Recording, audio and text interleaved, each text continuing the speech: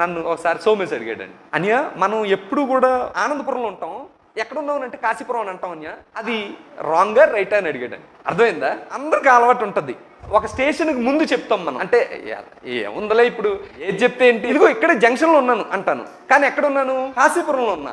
అది అబద్ధం యాక్చువల్గా. అది రైటా తప్ప అని అడిగాడండి. ఇప్పుడున్న మన బతుకు అయితే రాంగ్ ఏం కాదు, ఎందుకంటే ఇంకా మార్చుకోవాల్సిన బోల్డ్ ఉన్నాయి. కానీ ఈ సాధకం చేస్తున్నాం అనుకోండి, అది కూడా నీకేమనిపిస్తుంది అంటే ఇది అబద్ధం అని అనిపిస్తుంది. ఇప్పుడు నేను ఇంకో మాట అంటాను, కావాలనే ఉద్దేశపూర్వకంగా అబద్ధం ఎలా చెప్తే ఇది నిజంగా ఉంటుంది అని ఆలోచించి అబద్ధం చెప్తున్న వాళ్ళు ఉన్నాం అనుకోండి, మనం దాన్నేమంటారండి అంటే మనది ఏ స్టేజ్ అని అంటే అబద్ధాన్ని డిజైన్ చేసి ఇది ఖచ్చితంగా ఎలాగైనా సత్యమని నమ్మేటట్లుగా చెప్పే మనుషులు మనం. అప్పుడు అలాంటి వాళ్ళని వచ్చి నువ్వు అనియా ఈ జంక్షన్లో ఉన్నాను, ఆ జంక్షన్ అని చెప్తే అది అబద్ధమా అని అంటే నేనేమంటాను, ఇప్పుడు అంధకారంలో ఉన్నాను, ముందు అక్కడి నుంచి మెల్లగా వెలుగులోకి వచ్చాక అప్పుడు నాలో ఎన్నెన్ని మచ్చలు ఉన్నాయనేది కనబడుతుంటుంది. అది సాధకం అంటే.